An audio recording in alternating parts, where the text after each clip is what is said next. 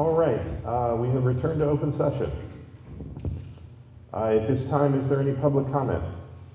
There is not. Okay, at this time, are there any proposed changes to the agenda?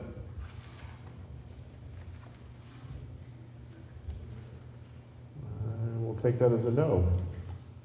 So the next item is the committee reports. First is the Education Committee. Okay, we're going to hear from Ms. Dolzel. Pass it off to her. I did put you on the spot. We're going to learn about some new staff because it's that time of year, and summer school, and of course what our teachers did on Institute days, but she can give all the good stuff. All right, so we are going to talk about what we did over the summer, leading up to the school year, and then plans for the future. And in 1 second, we'll have that presentation up. Yay, thank you. All right. So we're going to talk about new teachers. Normally at this meeting, we would ask our new teachers to come up and, or come here and be introduced. But given the circumstances, we're going to do it a little bit different this year. We'll also talk about summer school, Institute Day, remote learning, hybrid remote learning, or remote learning and hybrid learning, and then talk about the professional development focus for the year. So introducing our new teachers. At Ames, Lindsay Hemish will be a new kindergarten teacher. Blythe Park, we have Jessica Camego, who is not new to our staff. She was formerly a part-time kite teacher, now is a second grade teacher at Blythe Park. And Abby Zabratis is a 5th grade teacher. At Central, Mary Kate Conover will be a new 1st grade teacher, and Danielle Galobe will be a new special education teacher. And then at Hollywood, we have Kari Hammerstrom, who's another person who's been on staff. She was a long-term substitute last year at Hollywood, and she is now joining us as a 1st grade teacher permanently. At Hauser Junior High, we're welcoming Rebecca Koss, who's teaching math, and then David Hankey, who is teaching STEAM. So those are our new staff members for this year. We held summer school on the dates of July 20th through August 13th. We had, as we usually do, math and reading skill building classes, and then we offered 17 virtual enrichment classes. So the great thing about summer school is that we were able to still put it on even in a virtual atmosphere. And all of our math and reading classes were 5 students or less, and our enrichment classes we kept, I think, at about 6 students or less. Just over 100 students registered for both skill building classes, or just over 100 students registered for skill building classes, and just over 100 students registered for our enrichment classes. And that overlap, there was an overlap of about 8 kids who took at least one skill building and at least one skill building and enrichment class combined.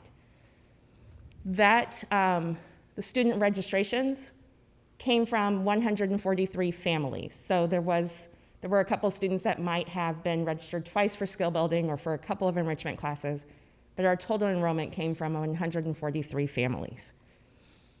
We did a survey at the end of the summer school session with both our staff members and our parents. And our staff members felt that virtual summer school went really well. They felt that the small group sizes really helped them engage their students, that the small group sizes helped them to better meet student needs on the skill building piece. They felt the students were excited and motivated to be in the class. And it matched up to what our parents said, who also felt that the strengths of the program were that the small groups were great, their kids were excited, their kids wanted to go, and our parents also said in the survey that they felt the teachers were really great and responsive.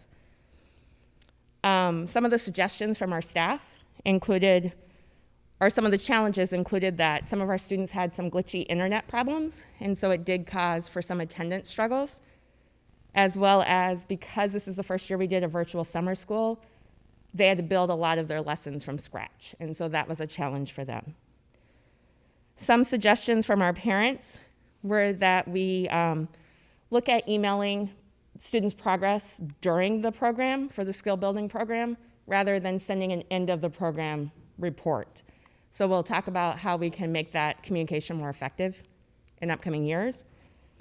And then also, our parents had said that they would like us to offer more classes. We did have more classes offered, but weren't able to hold them all because they didn't meet the minimum enrollment. On August 27th and August 28th, we had our Institute Days. And then on August 31st and September 1st, we had our teacher remote planning days. During these 4 days, we worked a lot on helping our staff members prepare for the upcoming school year, for both a remote fashion, in case we all pivot to remote, as well as for hybrid instruction, because that is our current reality. We had a speaker talk to us about facing anxiety and uncertainty in the classroom, which was preceded by a wonderful introduction by our president, Dan Hunt, as well as a great welcome from Dr. Martha Ryan Toy. During that speaker's presentation on facing anxiety and uncertainty in the classroom, we talked about common signs of anxiety in school-aged children and teens. We talked about ways to understand how to help our students and parents who are in distress during this traumatic time. And we also talked about gaining tools for managing our own anxiety and managing our own self-care, because it's important for our staff members to also feel mentally secure. We worked on curriculum refinement. There are areas that we have to adjust based off of the emergency remote learning in the spring. So we were identifying the standards that we want to make sure we are hitting and teaching during this fall first trimester. We set out for what prerequisite skills students will need to address those priority standards. And then we started some planning towards how we will work and ensure that we're consistent across schools, across classes, both hybrid and remote, in teaching those priority standards. We talked about hybrid instructional practices. As we know, the junior high is teaching on an A-B schedule, cohort schedule, and students who are remote are live streaming into their classes in the junior high. That's a new thing for our teachers. So we spent time talking about proper hybrid instructional practices and how teachers can ensure they're being responsive to both their in-person students and their students who are online. We also talked about different tools we have and software we have, and we had professional development time around those tools. Ways to use Zoom in a more advanced fashion so that we can encourage student engagement. We worked on Seesaw so that we can ensure our kindergarten through second grade families are receiving their communication through Seesaw, that they're receiving different links, different messages, different assignments and activities through Seesaw. We also worked with Google Classroom to do the same thing as we did with Seesaw, and then talked about things like Pear Deck and how to use it to engage families. We had Dreambox professional development, and then we had planned for Schoology professional development, but right now we had to wait for that because we're still rostering some of our students. So we're starting the year with Google Classroom, focus still on Google Classroom, and then we'll integrate that Schoology piece once we start that professional development. And then finally, our special education department had training on Embrace DMS or DS Medicare system. So there was a lot of training to help our staff members prepare for this upcoming year.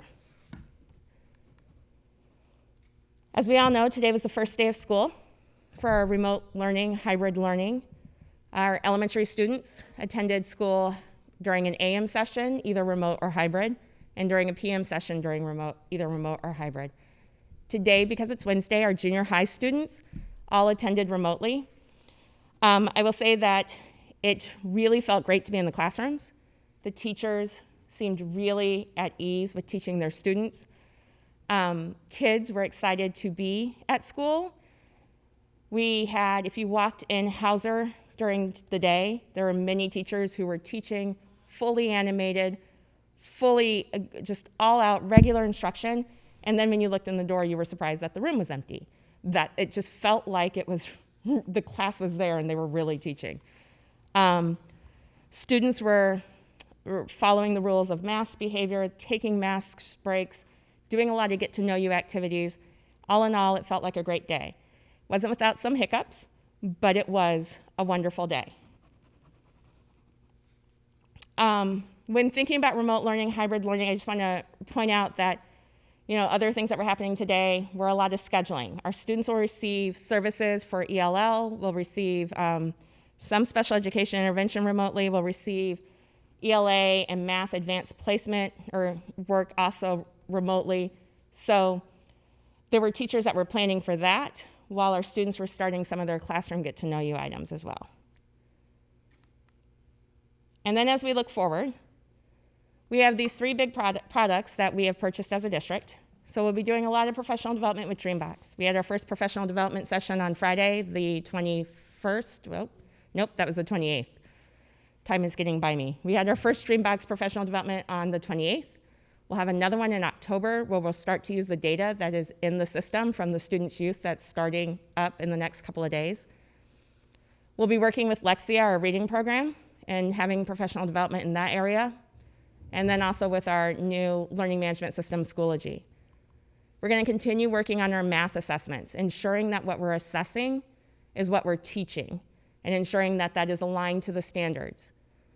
We're going to continue to develop our multi-tier systems and supports, or to refine our multi-tier system and supports, working together as a team, as an MTSS team, as an administrative team, to define the objectives, our needs for our multi-tier system and support system, as well as then how we're going to meet those needs.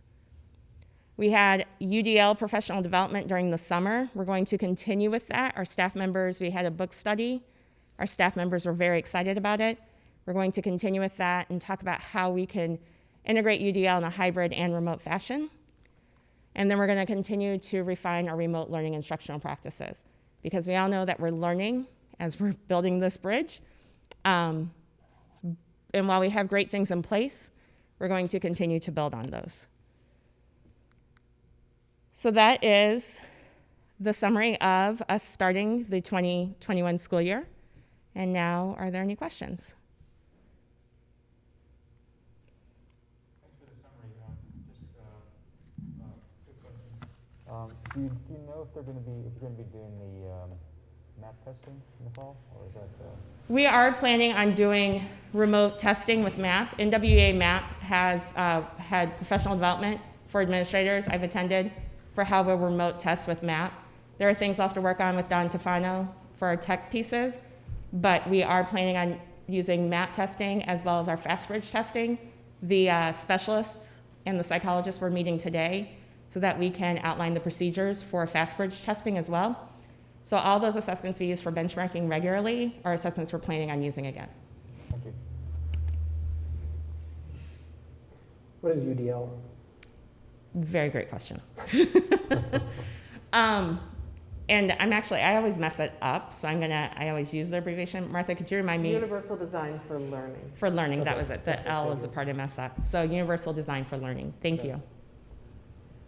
More of a comment than anything that I don't know, I think it might fit here, maybe not, but I would agree, just from what I've observed, it would seem to be a pretty good day, at least at Ames. I know my kids were super excited to go back. A lot of the other kids seemed pretty excited. I talked to just a couple teachers. They seemed to be happy to be back in the class and everything, but I guess more from just a personal perspective and from feedback that I've heard from many different community members, just a huge thank you to Dr. Ryan Toy, yourself, everybody on your team, the staff, the entire district for all of the work that was done. I know it was very tumultuous trying to get all of this stuff done. I know the principals were pulling their hair out trying to get everybody placed and all this kind of stuff. And there was a lot of work and it was a lot of time. And it's kind of like it almost felt like you hit the finish line being able to open today. And it was a good feeling for me. And I know how much work you guys all put in. So a personal thank you from myself and various individuals that have told me that just in passing and conversation and things. So I just wanted to pass that along publicly. Thank you. I know I would echo that, though I have actually another question, more of probably a technical question, is just sort of the bandwidth. I know that now we're relying on like live feeds at the schools. How is that? I mean, are we prepared? I mean, I know my daughter had some issues today. I think it was probably tied to more to the computer. But I know there's been some, I just want to make sure that we've got adequate bandwidth to, I know this is something addressed, I know this was addressed, but I just want to make sure that we, especially as things ramp up here. Don, would you like to?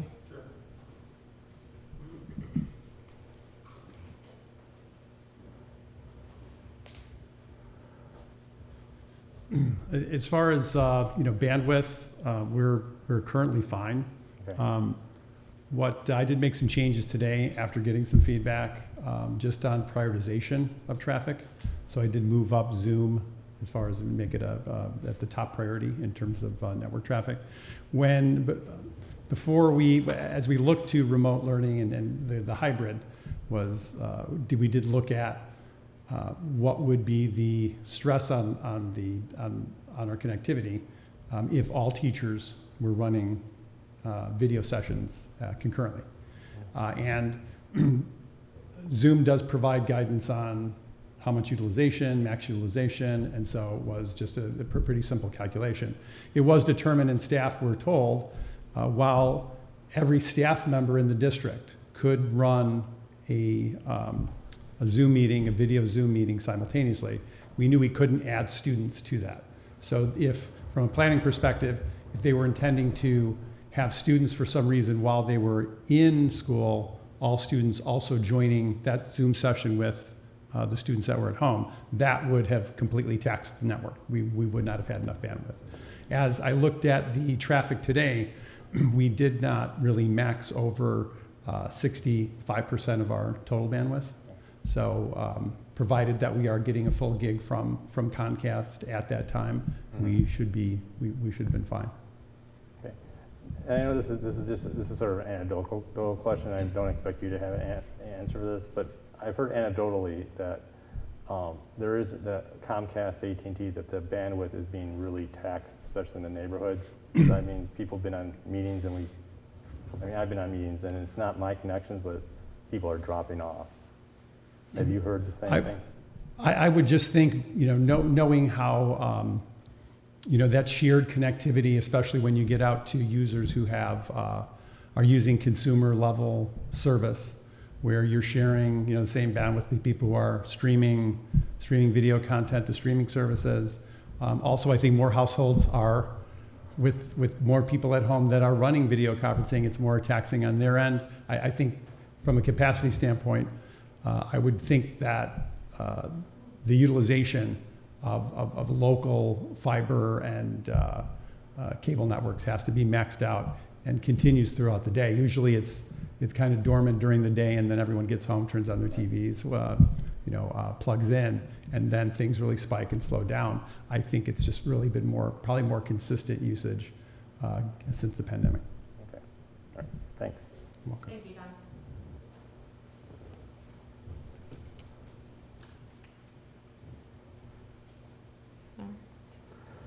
All right, thank you very much. Thank you. And I did want to interject, and thank you, Wesley, for the thank you. I wanted to thank Angela also for the hard work that I know she has put in. I also really need to thank everybody that is sitting in this room. Pam Shaw has been really the leader of our health and safety initiatives here, and Jim has certainly been the one doing purchasing and carefully monitoring the budget and realizing where we need to make modifications, shifts, and changes. And Don has already talked about the significant challenges in the technology. But really, our entire leadership team has been just, in my opinion, above and beyond. And you're absolutely right, they have torn their hair out for those that had hair to begin with. And really just, I'm so impressed. But it's not just our leadership team. It has been our teachers. It has been our parents. It has been the entire community. It's been all of you that this has really just been a marker of how a system, every part of it has to come together with a certain goal in mind to make it happen. So just a huge thank you to everybody that is involved in really every possible way. Here we are, first day of school, and it's hard to believe, and we know that, Wesley, as you said, it's maybe the finish line. I know it's also the starting point. So here we go, and thank you for the ongoing support, and we know that there will be some bumps in the road, and we will keep moving those bumps out of the way and moving forward because we know that educating our students is of critical importance. So thank you all so much. Most definitely, and on behalf of the board as well, and definitely agreed and understand the amount of work, the amount of extra time, amount of hair pulling, amount of dealing with any inconceivable issue that's cropped up over the summer that had very little to do with your first ever educational assignment, I'm sure. Definitely very appreciated, very very well respected by the community. I think what we're doing here is a very good thing, and it's great for our kids, and it's definitely very appreciated by the community, and that's what I hear several times a week. All right. Well, should we move on to the next committee, which is facilities? Sure. Facilities does have a meeting next week, and we will discuss a couple elements, some future improvements that we're looking at and refining, including the Hauser Auditorium, this room, continuing to figure out the approach on the Blythe Park parking lot, and addressing the continued interest in separating park and play. And then next month, correct me if I'm wrong, Martha, we also have the Hauser and Central parking and play separation presentation by the architect and the civil engineer. Correct. But more importantly, as everyone knows, we've spent and invested a lot of resources in our current expansion program at Ames and a little bit at Hollywood, and certainly the elevator here and at Blythe. And so we do have a presentation on that progress, and the buildings are mostly complete and are being utilized. So to that end, we have Ramesh Nair from Vistara, who has been the district's owner's representative and has been guiding this process from our perspective to a finish line. And he has a lot to be proud of and has addressed a number of issues along the way. Yes, I'm actually really happy to announce that at about 10 o'clock last night, we received occupancy permits for all 4 schools. That's what they call just in time. So, I was real close shave. I mean, a lot of phone calls being made, a lot of items being touched up at last minute, life safety issues, you have to address them. So we got through that, we got the occupancy permits, so that was great. And that's how the schools did open today, so that was great. We have a punch list process that'll begin on Friday. We've invited the principals, various professionals who want to join in the walkthroughs so that we can compile a punch list for the contractor to complete the project. And it'll start a 30-day clock for them to complete the project. The idea is that by the first week in October, we plan to bring this project to an end. That's the base contract work. At Ames right now, the interiors are complete. There are some punch list items there, but essentially the exterior work, we've paved the parking lot, the curb work is done, but there's some permeable paver work that's in progress. It should be over by this Saturday, be done. The playground equipment is installed, but unfortunately it cannot be used because of the pandemic that we have, so we have to fence off that area essentially as a non-usable area at this time. But it really has come together really nicely. The project looks really nice. I had circulated an email earlier this week about issues that we are having reaching a contract with the company Chicago Communications, who we were trying to get on board so that we could address the issue that the police chief and the fire marshal had brought to our attention about radio signals not being adequate in the building at Ames.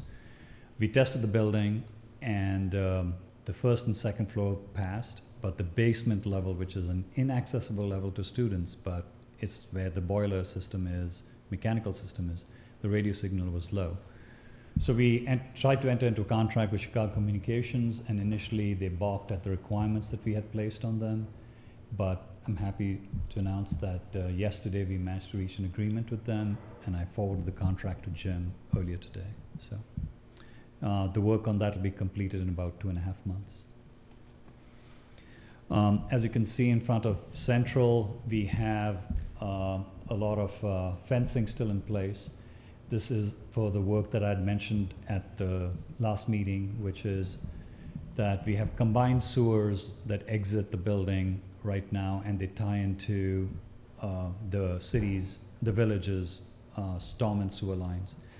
Unfortunately, and by current code, you're not allowed to use combined sewers. A combined sewer essentially is a storm and a sanitary line combined to one line. You have to separate them.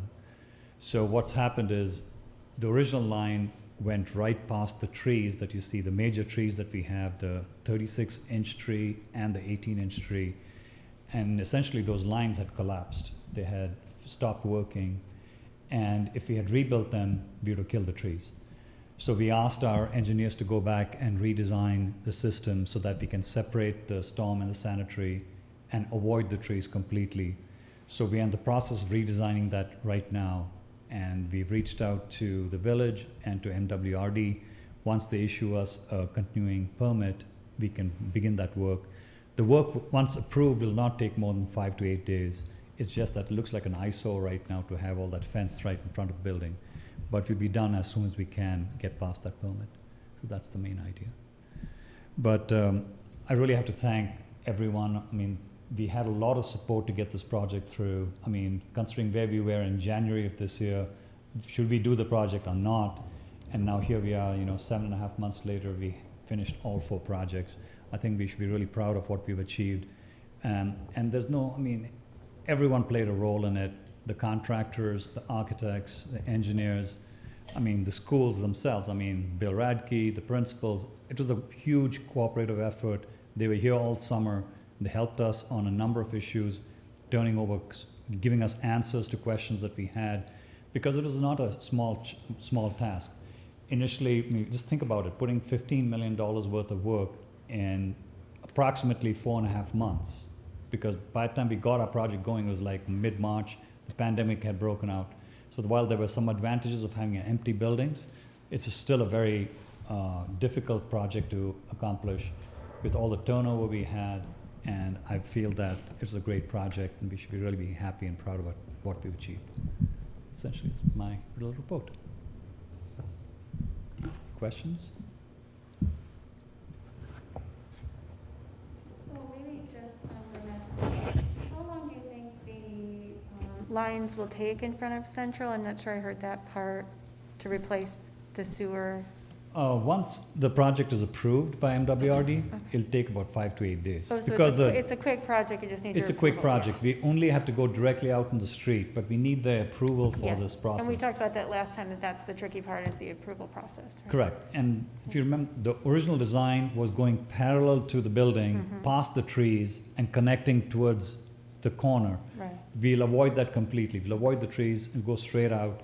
You would think that would be the one we should have done initially. Yeah. But the problem is that the original lines went past the trees. Right. They've collapsed. We're actually going to abandon those and let the tree run its path.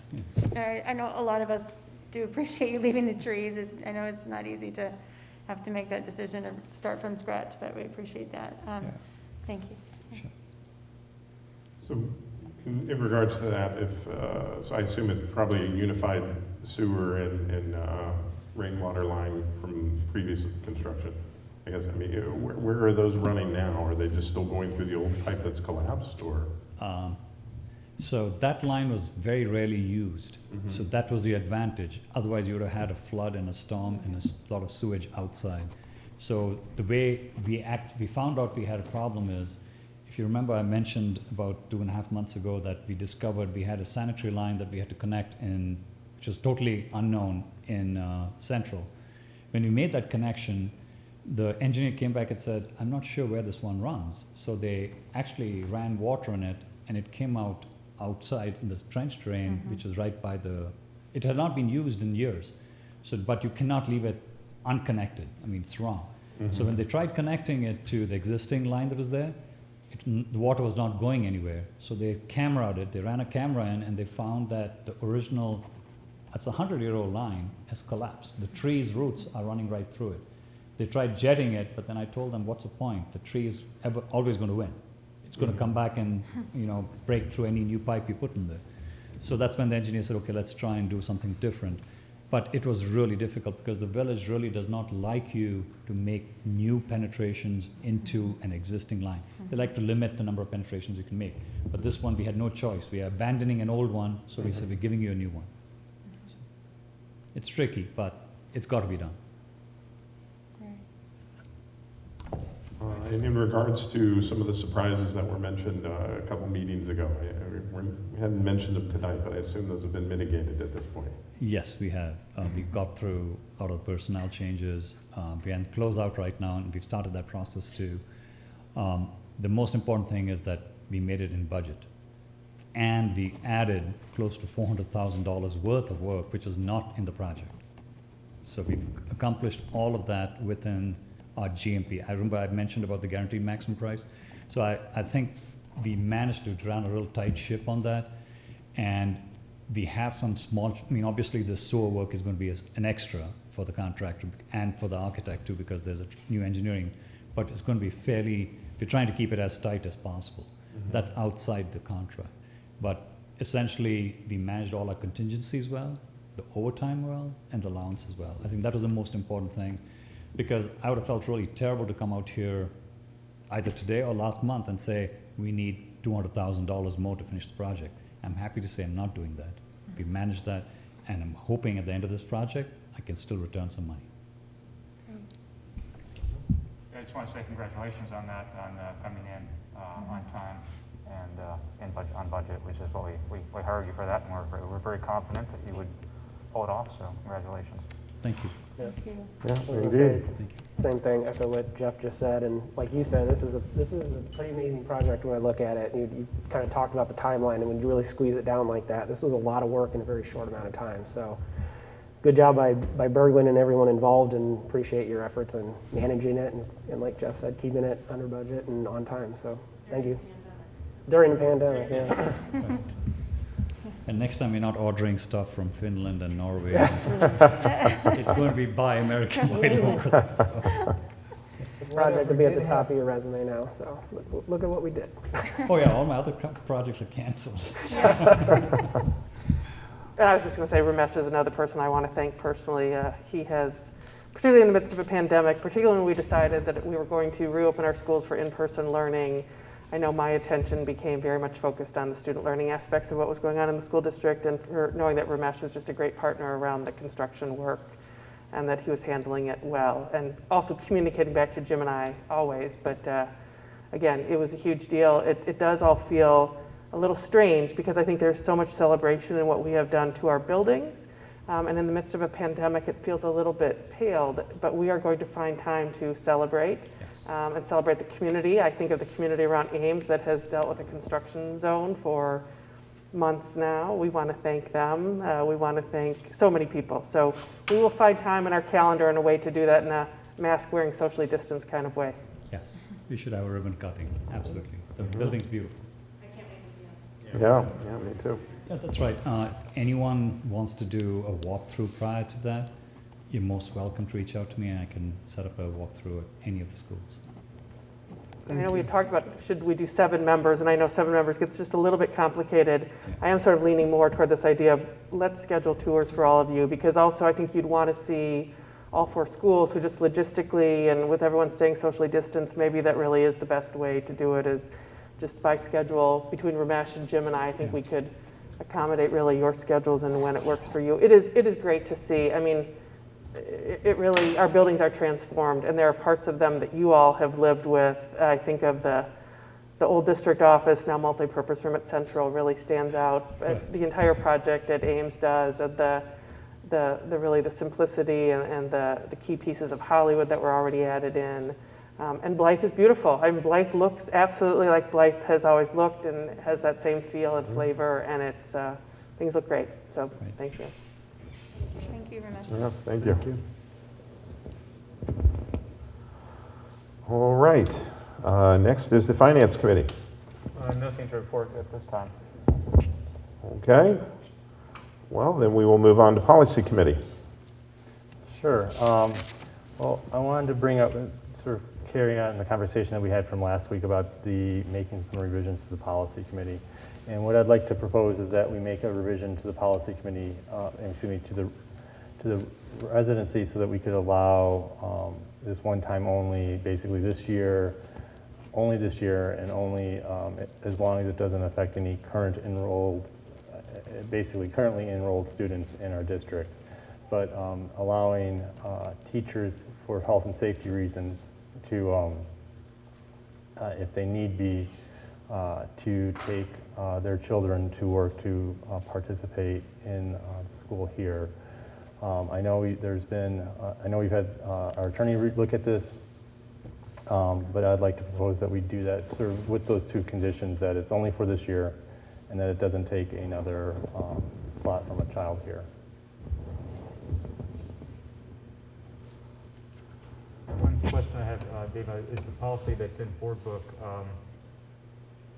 says, I think, as far as I understand it, it says the only change is that it replaces, well, it says non-resident students may attend district schools tuition free whenever any state or federal law or court order allows the acceptance of a non-resident student and/or within the discretion of the superintendent.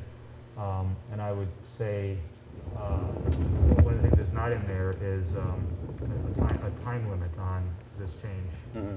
So I would feel more comfortable if we had something in the policies that says the policy will revert to its previous form 1 year from now, unless the board acts to continue it. But I don't want to leave it in here because it's very easy to forget, you know, that it's in there, and it sort of could stay in there if we don't sort of explicitly put a because this is a sort of a special thing Right, because of the right, pandemic. So I really think it has to be something in there that triggers and say, hey, it goes back to the old policy. Otherwise, if you forget about it, then it goes away, Oh, and then, you know, right. you find out 5 years later it's still there, and whatever, you didn't expect it to be there, so.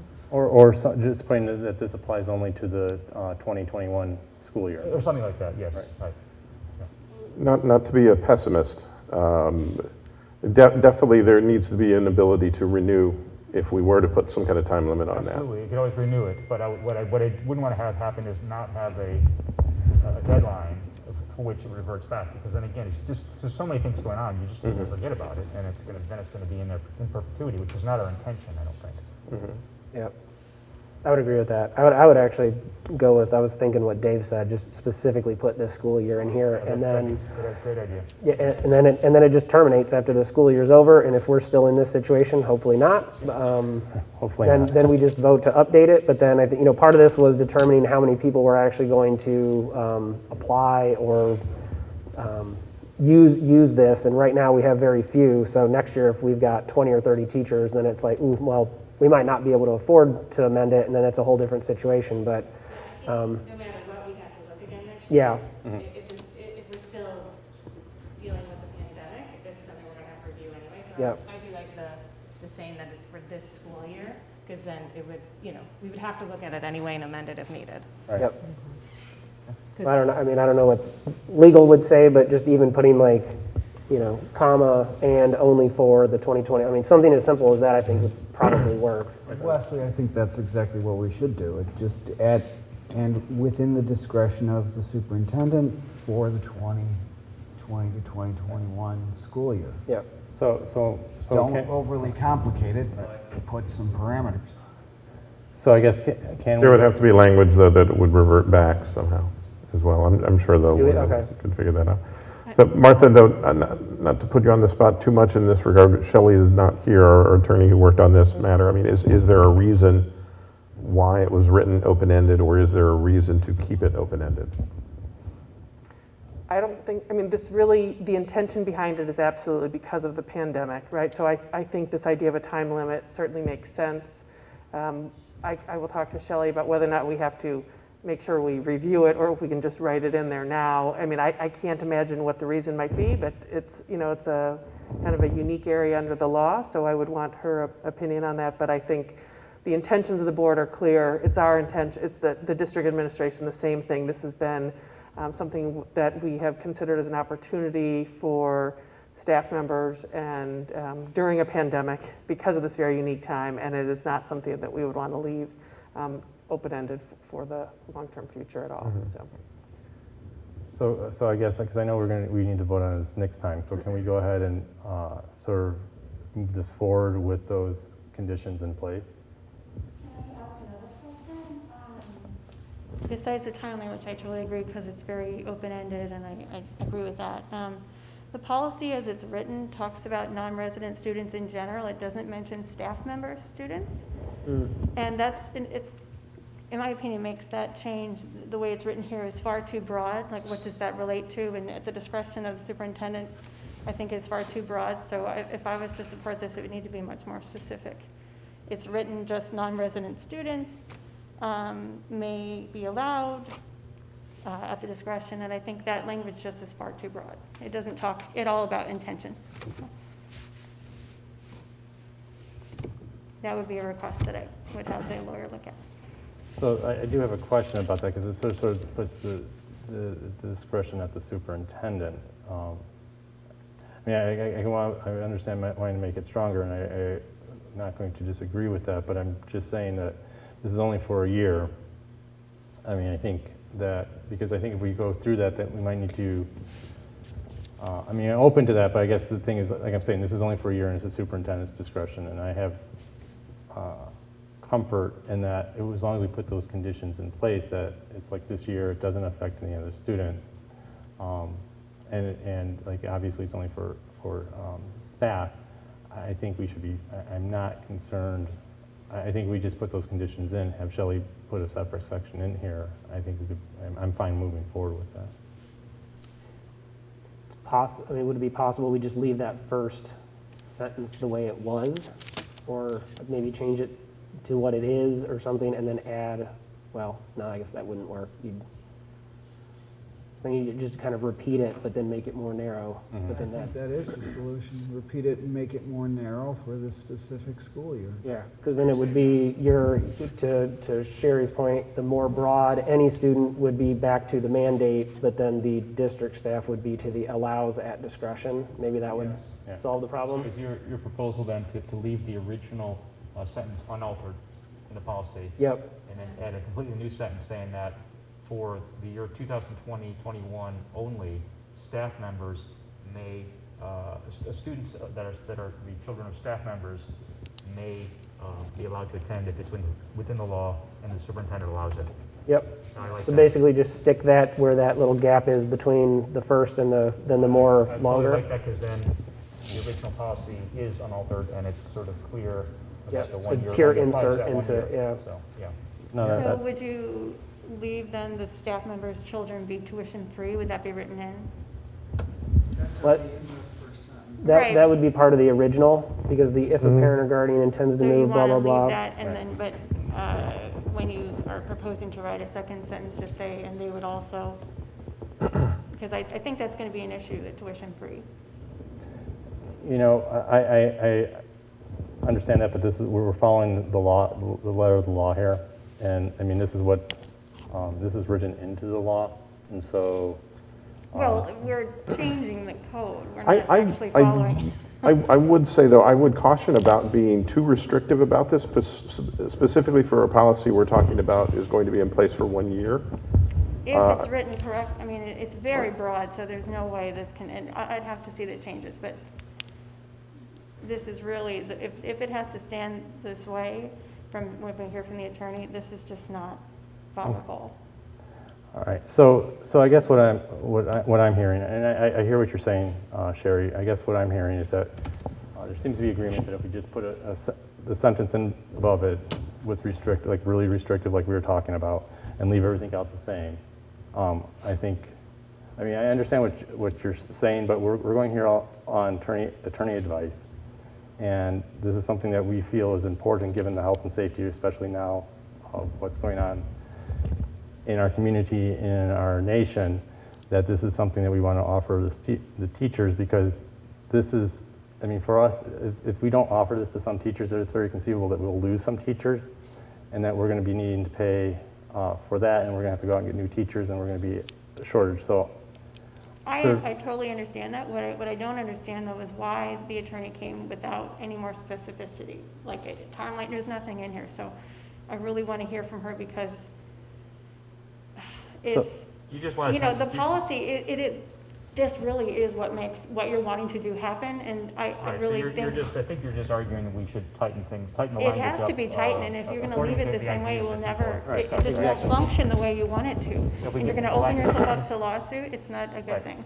So if they tighten the language up to get to sort of Yeah, reflect it what we're depends on what thinking, was written, then- but, yeah. Yeah, I think there's a universal consensus on that as far as I can tell. Right. Well, I would say, again, we'd have to hear what the attorney has to say on that. Again, I am no attorney by any means at all, but I do wonder, were there reasons why it was left a little broad? It's quite possible that there were. So the thing, and again, there is some unique legal analysis to this. I will certainly check back in with Shelley Anderson, our attorney. The time frame seems to make sense to me. The part that I start to have just some concerns about is this is not a policy written for employees, this is a policy written about residency, and that is the unique sort of situation that we're navigating here. So I guess I would just caution around writing something that then starts to feel like an employee-related policy. Yeah. That we make sure it echoes, that it is a residency policy. So again, I'll get some additional consultation on that. I think I understand where the board is coming from, that we want to tighten it up. We particularly want to tighten up around timeline. Maybe there's a question about tightening up about employees. But I think that's a question. Because I would I know say, that I hear that as a recommendation from all of you. just to help you move this forward, Dave, I think we're in agreement with the intent. Now it's just how do we actually execute it.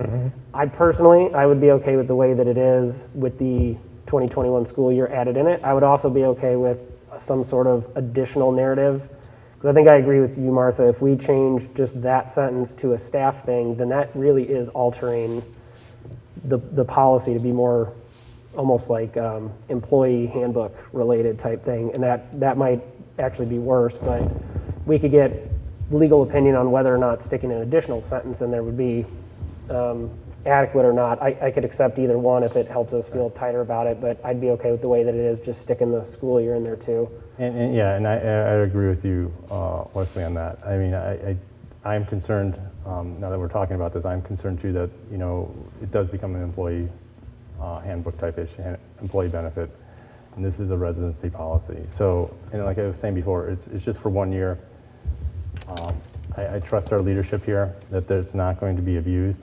So, and it'll be, that it's not going to be abused. So let's tighten it up. I'm okay with adding tightening it up a little bit, but I do want to move this forward because we do need, school started today. So. And we want to give Martha direction and. Exactly. I like Wesley's proposal. I think that the cleanest. I think keep the original, add the new line. Yeah. And just regard to the policy, it's like, since we are making an exception, in fact, the exception only applies to a certain subclass of people, which happen to be employees. It's a question of whether it goes in this box or that box. I don't know. It's like there's no I don't think there's any sort of legal reason that just because this policy is talking about residency, that in fact you can't talk about exceptions to that. So I don't see any particular harm in putting it in here, and that seems like more of a fine point to me. But I think that we should be clear about what the policy intends. What is the intention of the policy? I think that's probably the biggest reason that you're saying, well, we can't put in the employee statement because it's a residency policy. I think that's the point. I think that's why the attorney talked about that there are risks for all these options. It's because it's not intended for anybody but residents who live here. I think that's the dilemma, is how do you want to fit this into an existing residency policy? And I think that's why it is difficult. Well, I think that first sentence too also applies to certain situations where somebody might be moving into a home. They agreements with the superintendent that I'm moving, I don't close in 30 days. Can my student start first grade there? So this line doesn't just pertain to this year. So that,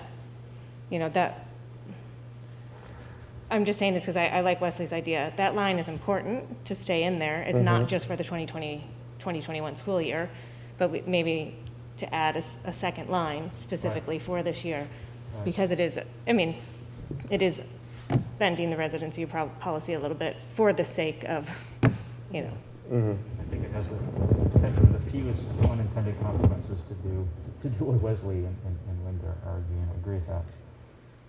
Which is to insert for the 2021 school year. Keep the original line there exactly unaltered, because that's the intention of the current policy, and then just add a new line below that specifying the exception we intend to make for this year. Yeah, because I think you can't just add to a 2021 school year to that first line, because that doesn't just apply to this specific instance. this also applies to broader situations, Mhm. you know, where there's a certain mandate or, you know, somebody's moving and they've made an agreement with the superintendent at the superintendent's discretion. So we can't just add 2021 to that part, because we would have to then go back and amend that. Right, in that sense, it's kind of a mess. So if I can maybe summarize, possibly so we can have clear direction here. So,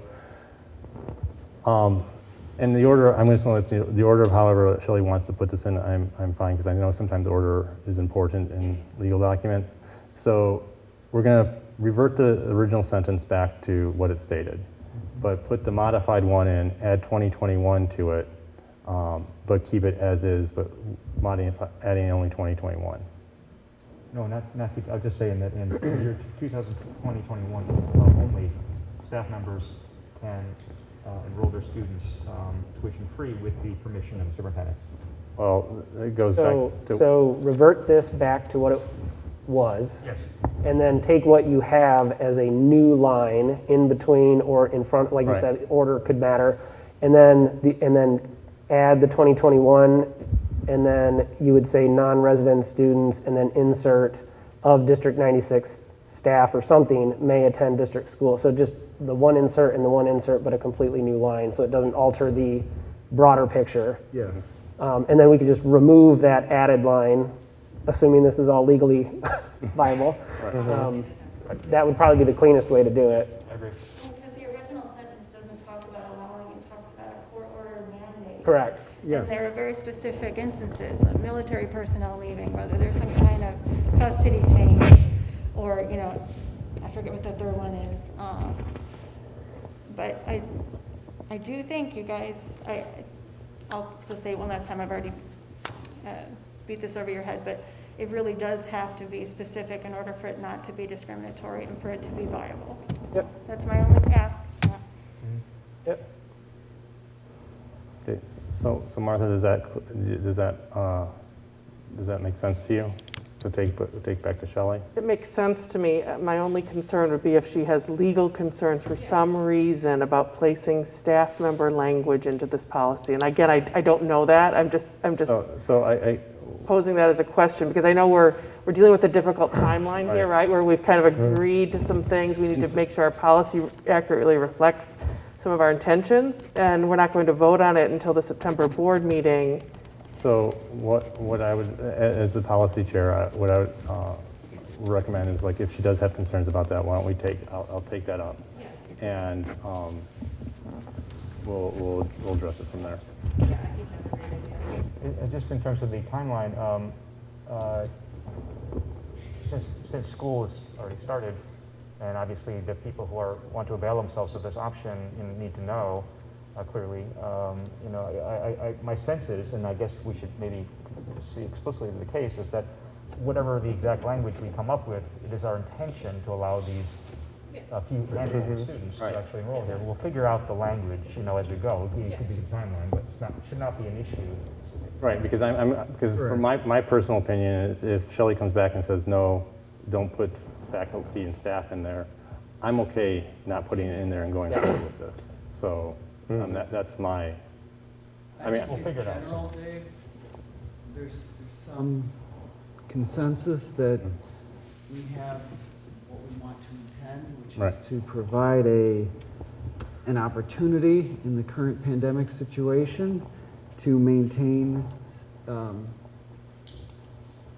and safety issues with our staff, and then that we expect our legal representatives to write that language as tightly as it can be within the law. oh, exactly. Yes, I feel like we're all in consensus here. We agree on the intent, we just need to pass through legal new possible language. And Dave, you're going to, with Martha, coordinate that for the board. I think and we will see the new copy before we're voting on it. Right. So. Right.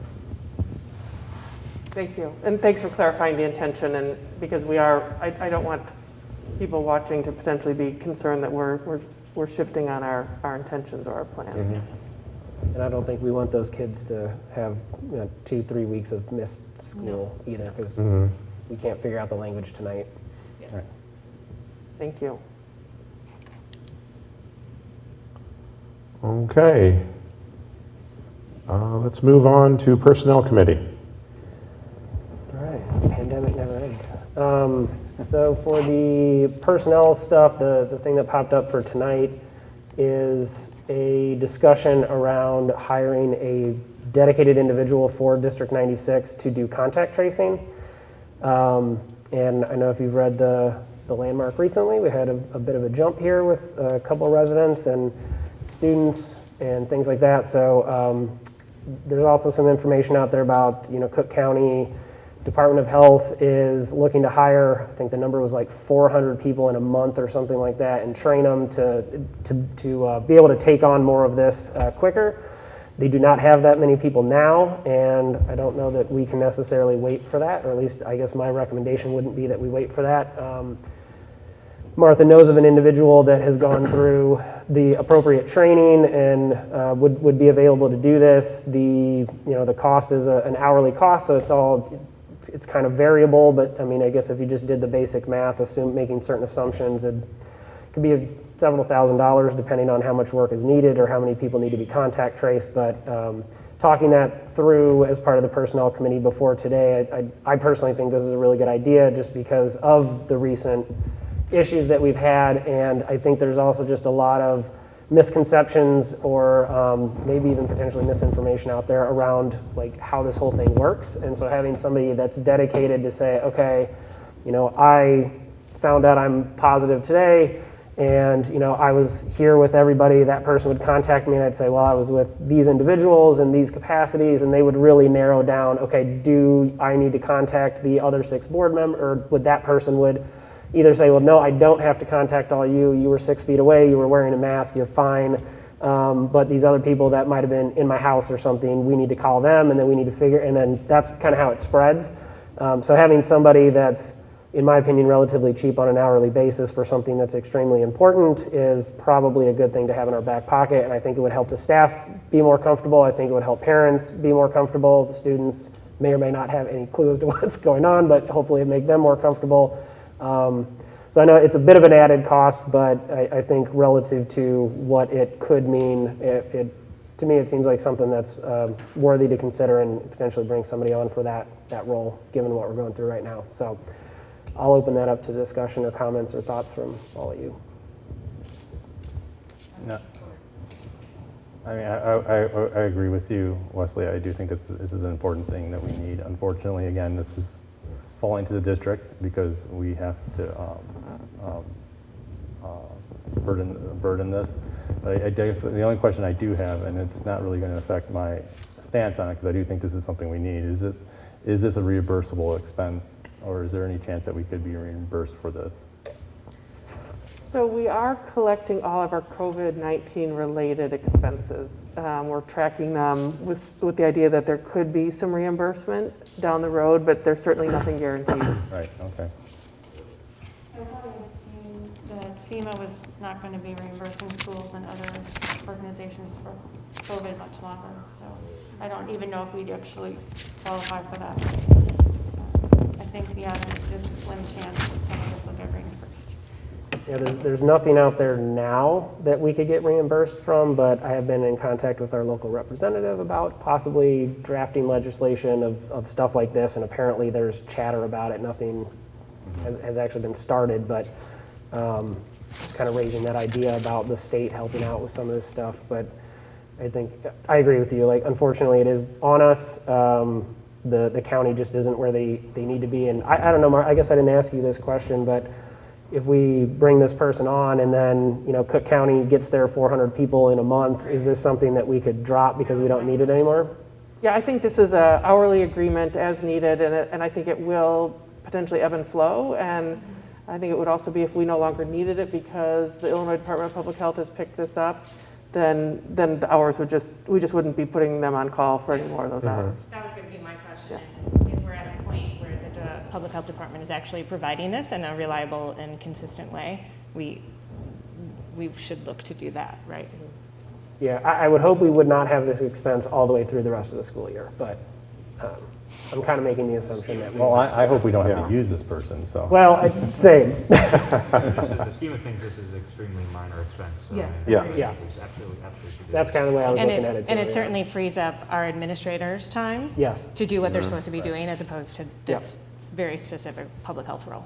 And it's administrators, And it's then- also our nurses. Right. And so Yeah. it's really been our nurses that have been kind of digging in already in some conversations, and they're time consuming, and we really want our nurses To to be- be absolutely available to students and staff in the building in real time. Yeah, I agree. I'm in support of this. So but in regards to the letter that's mentioned here, and it talks about 2 to 20 hours, I mean, is there any kind of minimum commitment for this, or that's just a guess that's written down there? So really asking for kind of board direction on moving forward with this, and then we would create sort of the formal employment agreement. And I think really 0 hours would be fine also. And it's very much somebody that we would be on call to us. We mentioned could work remotely. I know Pam asked the other day, but could they work in person? Yes, they could also work with us in person. We just have to kind of figure out the best way to utilize this support and services. But it is somebody getting on the phone and asking people a lot of questions, and it is probing into people's personal lives, and all with the sort of well-being and health and safety and containing the virus as best as possible. So we think that they'll be well received. But I think it could be a 0 hour some weeks. I hope it is 0 hours. Sure, yeah, definitely. And then, so no benefits or retirement or anything like that would be associated with this? Correct. Okay? Yeah, I also think it's a minimal expense for someone that's important. The only caution I have is that there's some research or reasonable research that says that contact tracing really only is super effective at a positivity rate of around 3%, and we're at 6.9. Our numbers are too high. So yeah, it's helpful. It'll help to know, did they go to that grocery store? Did they go to someone's house or whatever? But keep in mind, it's not a fail-safe. We need to continue. And I did notice some clustering in front of like Central, just because my daughter goes there, because of those tree barriers. And so I would just encourage administration, we can really spread people out, parents and the kids, while we're doing the getting used to our flow into the buildings. I think it'll help us minimize those contacts, those places where you're standing in line waiting to get checked for your temperature for 15 minutes and you're standing too close. So just encouraging administration to really be more vigilant, because it was a little bit lax today. So I appreciate the contact tracer. It's better than our nurse getting time from it, so. It's better than the nurses doing it or anybody in our district doing it. It's a waste of time, or it's not a waste of time. It is a detraction from what your core responsibility is by a significant amount. And nothing's perfect. I mean, even the testing isn't perfect. There's been a lot of false positives and a lot of false negatives too. So, but it's another, I kind of look at it, it's another stopgap to try to help mitigate more than anything else. So, I guess as far as like, if everybody's kind of in general agreement, this would just go on as part of the consent agenda, if this person that Martha knows is available and agrees to it, I guess, hopefully for the next board meeting, so we can get her, I guess, part of this if we need it. Would that be correct, accurate? Right. So the board would approve this formally because you would approve the person coming into the position. But having the direction for now to move forward would be great. So thank you. So any strong objections of moving forward with it? No? Right here. That is all I have for tonight. Let's go. All right. Next on the agenda are future meeting dates. September 16th, regular business meeting in the Hauser Auditorium, 7 p.m. The board will enter into closed session at 6:30 p.m. if necessary, and return to open session at 7. October 7th, 2020 is the committee of the whole meeting, 7 p.m. Location is currently TBD. And last is October 21st, regular business meeting in the Hauser Auditorium at 7 p.m. Board will enter into closed session at 6:30 if necessary, and return to open session at 7 p.m. And if there is nothing else, this meeting is adjourned.